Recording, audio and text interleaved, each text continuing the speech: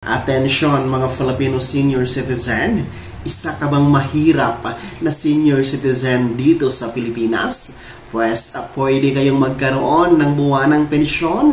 Ano nga ba ito? At paano maka-apply? Paano makasali? Pag-uusapan natin sa video na ito.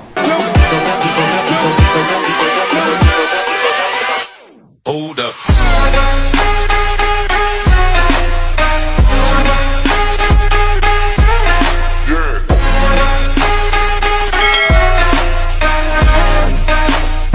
Hello mga ka-vlogs! Welcome dito sa aking YouTube channel. Magandang araw po sa lahat ng mga manonood. Saan po kayong dako sa mundo? Kumusta kayo mga ka-vlogs? Pag-uusapan natin ngayon ang pensyon para sa mahihirap na mga senior citizen dito sa Pilipinas. Paano nga ba makasali? Magkano naman po ang buwan-buwan na matatanggap? Pag-uusapan natin yan mamaya-maya kasama ang NCSC.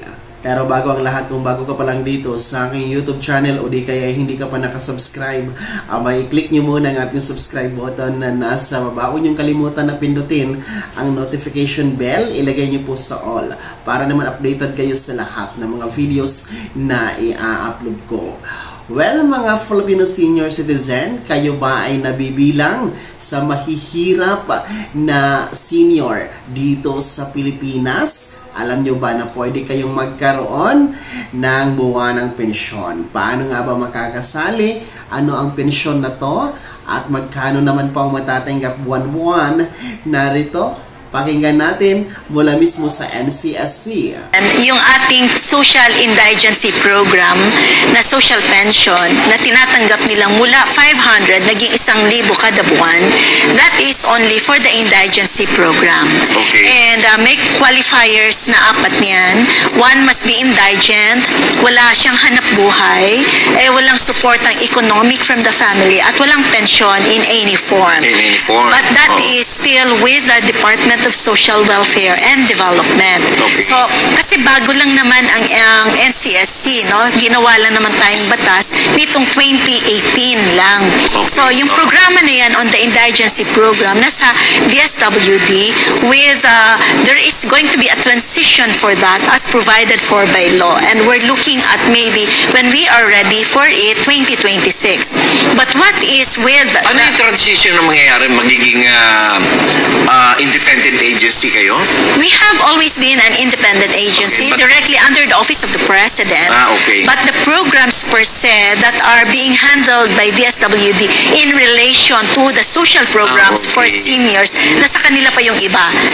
So ayan mga Filipino senior citizen, kung kayo po ay nabibilang sa mahihirap na mga Filipino senior citizen, kung saan tinatawag po itong indigent, no, na mga seniors, kayo po ay kwalipikadong makasali, maka-apply dito sa DSWD Social Pension, kung saan po makakatanggap kayo ng buwanang pensyon na nagkakahalaga ng 1,000 piso at may 12,000 piso sa kabuwang taon mga ka-vlogs. Well, ito po ay existing na pensyon para sa mga senior citizen. This social pension, no, na under po ng DSWD. Sa kasalukuyan po, nasa mahigit 4 na milyon po ang benepisyaryo ang kasali dito sa DSWD social pension. At kahit nasa DSWD ito ngayon,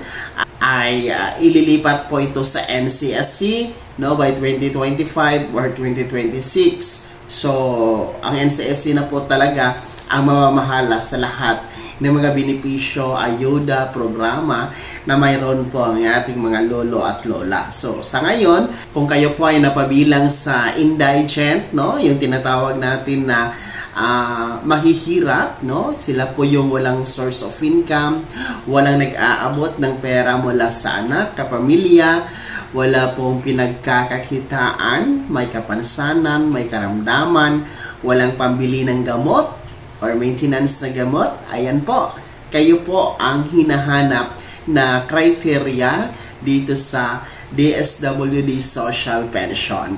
At kung hindi pa kayo kasali dito ha, mga lolo at lola at qualified naman po kayo, abay mag-apply na po kayo dyan sa may barangay ninyo, no? Meron dyang mga senior citizen organization and pwede din po kayong mag-apply sa inyong Office of the Senior Citizen Affairs or OSCA na nasa LGU ninyo.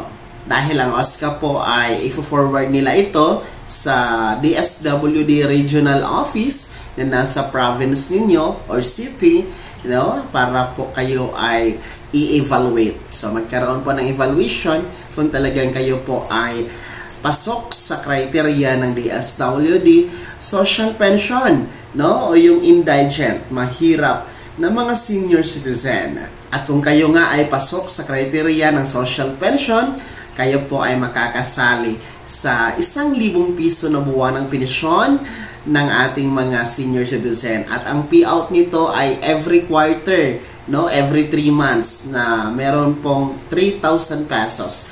Every quarter po yan. And sa kabuuang taon ay meron pong 12,000 pesos. Ang matatanggap ninyo mula sa gobyerno. And paalala lamang, hindi po kasama dito ang merong pensyon sa SSS, GSIS, or PVAW.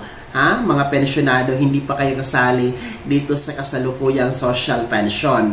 Pero huwag mag-alala dahil meron po ngayong nakabinbin na panukala sa Kongreso, itong Universal Pension Bill, kung saan po sa lahat na po ito, pangkalahatan na, may pension or wala, mayaman o mahirap, indigent or hindi, may source of income o wala, may nagbibigay ng pera mula sa anak or wala, lahat po ay pantay-pantay, lahat po ay makakasama dito sa Universal Pension Bill na ngayon po ay aprobado na sa Kongreso o sa Kamara.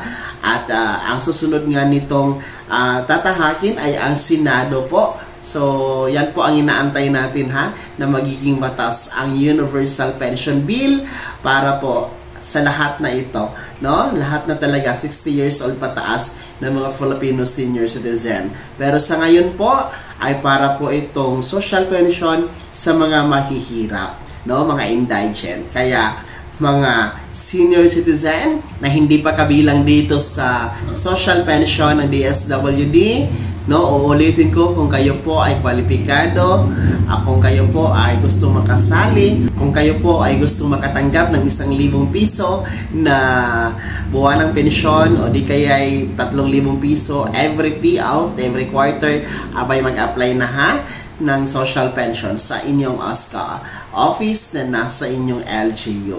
Ayan, shoutout po sa ating mga senior citizen. Sino po ba sa inyo ang kasali na sa social pension? At sino po ba sa inyo ang hindi pa kasali? Sa mga hindi kasali ano po ba ang dahilan bakit hindi pa kayo napasama sa social pension? I-komento nyo na sa comment section na nasa baba. Pakilakip na yung buong pangalan at kung taga saan kayo. Bago ako matapos sa video na to, kung gusto niyo po sumuporta sa aking YouTube channel, maaari niyo pong i-click ang ating super thanks button na nasa baba. Sa mga gusto maging miyembro, pwede i-click niyo po ang ating join button. Maraming perks dyan mga ka-vlogs. Be my member now. Sana'y naging gabay ang video na to at kahit paano na pag-uusapan natin ang mga mahalagang issue at mga usapin na may kinalaman po sa benepisyo ng pagiging Filipino senior citizen. Kung hindi ka pa nakasubscribe dito sa aking YouTube channel, maaari nyo nang i-click ang ating subscribe button na nasa baba. Huwag nyo kalimutan na pindutin ang notification bell. Ilagay nyo po sa all para naman updated kayo sa lahat ng mga videos na i-upload ko. Maaari nyo ding i-like ang video na to. Kung meron ka pang mga katanungan, maaari nyo i-komento sa comment section na nasa baba. Paki-follow na din po ang aking official Facebook page na nasa screen nyo. Muli po, ako si Daniel Timpawa na nagsasabing dito sa aking YouTube channel, Pawang Katotohanan at lahat totoo lamang.